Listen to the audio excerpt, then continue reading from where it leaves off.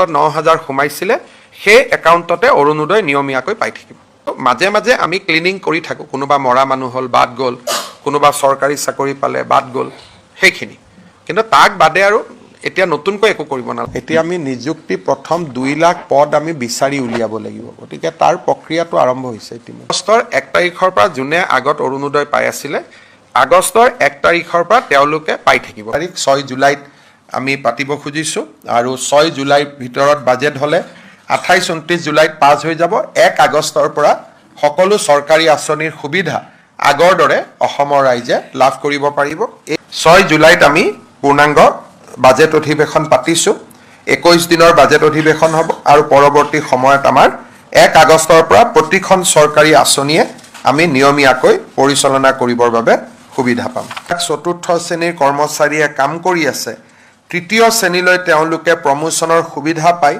ৰুলখন নোহোৱাৰ কাৰণে সুবিধা পোৱা নাছিল আজি আমি তাৰো ৰুলখন বনাই দিছো যাতে চতুৰ্থ শ্ৰেণীত কাম কৰি থকা কৰ্মচাৰীসকলে তৃতীয় শ্ৰেণীলৈ পদোন্নতি হোৱাৰ সুবিধা পায় যি নতুন মানুহ বাংলাদেশৰ পৰা আহে আমি সীমান্ত পাৰে হ'ব নিদিও আমি পুশবেক কৰি দিওঁ আৰু ভিতৰত থকা মানুহ যেতিয়া ডিসিয়ে অৰ্ডাৰ দিয়ে পুশবেক কৰিব লাগে বুলি তেতিয়া আমি পুশবেক কৰো গতিকে তো বাংলাদেশৰ স্থিতিটো বাংলাদেশে পৰিষ্কাৰ কৰিব ভাৰতৰ স্থিতিটো এইটোৱে আছে যে ভাৰতত আমি কোনো বাংলাদেশী নাগৰিকক সোমাব নিদিও স্যাৰ নিযুক্তি প্ৰক্ৰিয়াটোৰ এটা প্ৰসেছ আপোনালোকে আগুৱাই লৈ গৈছে লাহে লাহে হ'ব এতিয়া আমি নিযুক্তি প্ৰথম 2 লাখ পদ আমি বিচাৰি উলিয়াব লাগিব গতিকে তাৰ প্ৰক্ৰিয়াটো আৰম্ভ হৈছে ইতিমধ্যে স্যাৰ উচ্ছেদৰ দাবীটো বহু ঠাইত এতিয়া উত্থাপিত হৈ আছে যোৱা কালি এতিয়াও আমি আপোনালোকে যদি যায় পলাশবাৰী ট্ৰাইবেল বেল্ট এণ্ড ব্লকৰ পৰা আজিও নটিচ ইস্যু হৈ আছে এইবিলাক কণ্টিনিউৱাছ প্ৰচেছ আৰু ইয়াত কোনো ৰখি যোৱা বা চলাই থকাৰ কথা নহয় এইটো চলিয়ে থাকিব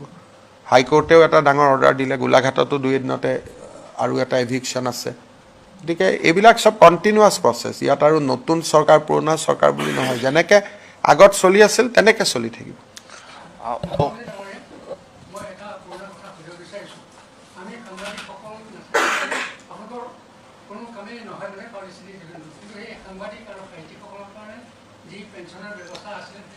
বিত্তমন্ত্ৰীক সুধি ল'ব সাংবাদিককতো পেঞ্চন সাংবাদিকৰ মালিকে দিব লাগে না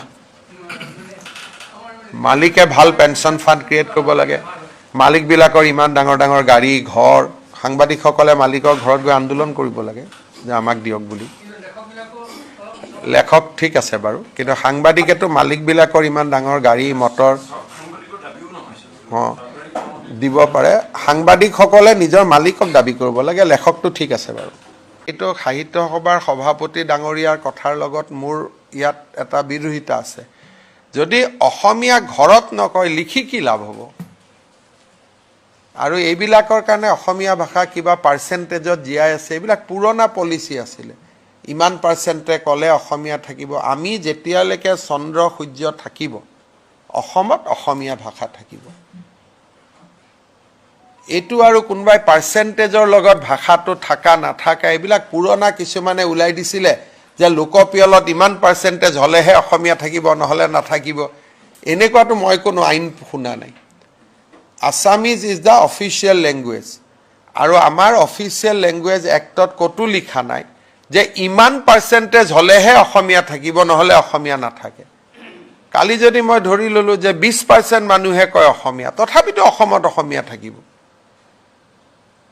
কোনবাই আৰু বাংলাদেশৰ পৰা আহি পেলাই ইয়াতে ভাষাটো বদলাই দিব পাৰে নেকি তেনেকেতো নহয় বৰাকত বঙালী বিটিচি এৰিয়াত বড়ো অসমত অসমীয়া লগত জনজাতীয় ভাষা কাৰ্বি মিচিং ৰাভা সববিলাক অসমত বাগিচাৰ দৰে এখন বাগিচাৰ দৰে ফুল ফুলি থাকিব ইয়াত আৰু কোনোবাইতো ক'ৰ পৰা এইটো হিচাপ আহিলে মই নাজানো কিবা চেন্সাছত এনেকৈ ক'ব লাগিব তেনেকৈ ক'ব লাগিব নকলেই বা তাৰ পৰা আমাৰ কি ক্ষতি হ'ব কোনবাই যদি ভাবে এইটো হল এটা পুৰণা যে 50%ৰ ওপৰ হ'ব লাগে এনেকুৱা ক'বাত আইনত লিখা আছে নেকি মইতো কোনো আইনত দেখা নাই এইবিলাক হল পুৰণা এইবিলাক হল তুষ্টিকৰণৰ একোটা ৰাস্তা মই ভাল পাম যে অসমীয়া ভাষাটো লিখকো ঘৰতো কওক ঘৰত অসমীয়া নকৈ এনে লিখি দিলে কি লাভ হ'ব অসমীয়া ভাষাটো এইটোতো ফ্ৰড হৈ গ'ল না এইটো ভুল হৈ গ'ল যদি বোলে নহয় আমি ঘৰতো অসমীয়া কওঁ কথা বাৰ্তাটো অসমীয়া কওঁ তেতিয়াহে অসমীয়া ক'ব লাগে, নহ'লে কি অসমীয়া ক'ব লাগে? সেইকাৰণে এইটো এটা নতুন এটা ছিষ্টেম আৰম্ভ হৈছে। আমাক দুৰ্বল বুলি ভাবি এইটো এটাও ব্লেকমেইলিঙৰ ৰাস্তা লোৱা হয়। আমি ইমান দুৰ্বল নহয়। আমাৰ লগত গোটেই জনজাতীয় মানুহ আছে, টি গাৰ্ডেনৰ মানুহ আছে, সকলোৱে লিখিব যোনে অসমক ভাল পায়, অসমৰ মাটিত আছে, নহয় জানো? সেইটো আৰু লিখি পেলাই যে আমি অসমীয়া ক'লো গতিকে কালিৰ পৰা আমাক বাংলাদেশী নক'ব, সেইটো কেনেকৈ হ'ব পাৰে? এইবিলাক পুৰণা ছিষ্টেম আছিল, এইবিলাকত মই বিশ্বাস নকৰোঁ। খালি মই এইটো জানো যে চন্দ্ৰ সূৰ্য থকালৈকে অসমত অসমীয়া ভাষা থাকিব, ৰাভা, মিচিং, কাৰ্বি, ডিমাচা থাকিব, বৰাকত বঙালী ভাষা থাকিব, ইমানেই। হিন্দী ভাষা, ইংলিছ চলিব, ইংলিছ মানুহে কথা পাতিব বাহিৰৰ পৃথিৱীৰ লগত জানিবৰ কাৰণে। হিন্দী ৰাষ্ট্ৰভাষা, দিল্লী বিহাৰত গ'লে, পশ্চিমবংগত গ'লে আমি হিন্দীত কথা ক'ব লাগিব, হিন্দীও শিকিব, চলি থাকিব। আৰু তো ভাষাৰ নামত এখন আৰু নতুনকৈ কিবা এটা খুলি লোৱাৰ মইতো চৰ চাপৰি পৰিষদে আমাক জনাব কিয় লাগে? লিখিলেই হ'ল। কিন্তু মইতো আৰু তাৰ কাৰণে ধন্যবাদ নিদিওঁ নেকি? ভুল কৈছো নি পংকজ ভাই? মুঠতে অসমীয়াক কোনেও দুৰ্বল বুলি ভাবিব নালাগে। That is the bottom line. ভয়তে লিখি দিব অসমীয়া বুলি, আমাক দুখীয়া বুলি ভাবিব। আমি ভয় কৰোঁ বুলি ভাবিব নালাগে। অসমীয়াক ভয় কৰিয়ে ঘৰত বোলে কি অসমীয়া শব্দটো নিজে নিজে ওলাই যাব, হয় নহয়? সেইকাৰণে আৰু আমি এইবিলাক বুদ্ধিজীৱী কিছুমান আছে, এইবিলাক কৈ আমাৰ মাইণ্ডটো তাৰ পৰা ডাইভাৰ্ট কৰি দিয়ে। সেইটো নহ'ব। আমাৰ ইছ্যু লাভ জেহাদ, সেইদিনা নলবাৰীত যিটো ঘটনা হ'ল, অসমীয়া ভাষা কম বুলি ক'লেও নহ'ব, লগত ক'ব লাগিব লাভ জেহাদ বন্ধ হ'ব, বাল্য বিবাহ বন্ধ হ'ব, বাচ্চা দুটাতকৈ ওপৰত জন্ম নহ'ব, বহুত কাম আছে। লিষ্টখন বহুত দীঘলীয়া, নহয়? ইমান সৰু লিষ্টত কেনেকৈ হ'ব? বসন্ত গোস্বামীকো মই কৈছোঁ যে ইমান সৰু লিষ্টত নাযাব, আমাৰ লিষ্টখন 10-12টা পইণ্ট আছে, আমি সেইটোত যাব লাগিব, হয় নহয়? কি ভুল ক'লো নেকি পংকজ? হাঁহি আছে যে। আৰু কিবা আছে নেকি? এনেই চাওক, অসমত সিদিনাখন মই IAS অফিচাৰসকলক মাতিছিলোঁ, 2 দিনতে মই ACS অফিচাৰসকলকো মাতিম। যোৱা 5 বছৰত কেইবাজনো ACS অফিচাৰৰ ঘৰৰ পৰা বহুত টকা জব্দ কৰা হৈছে। এইটোৱে অলপ বিষয়াসকলৰ ওপৰত মানুহৰ মনত প্ৰশ্নবোধক চিন আনিছে। সেইকাৰণে সিদিনাখন মই IAS অফিচাৰসকলক মাতিছিলোঁ, তেওঁলোকক মই বুজাইছোঁ যে আপোনালোকে কেনেকৈ ৰাইজৰ লগত চলিব লাগে।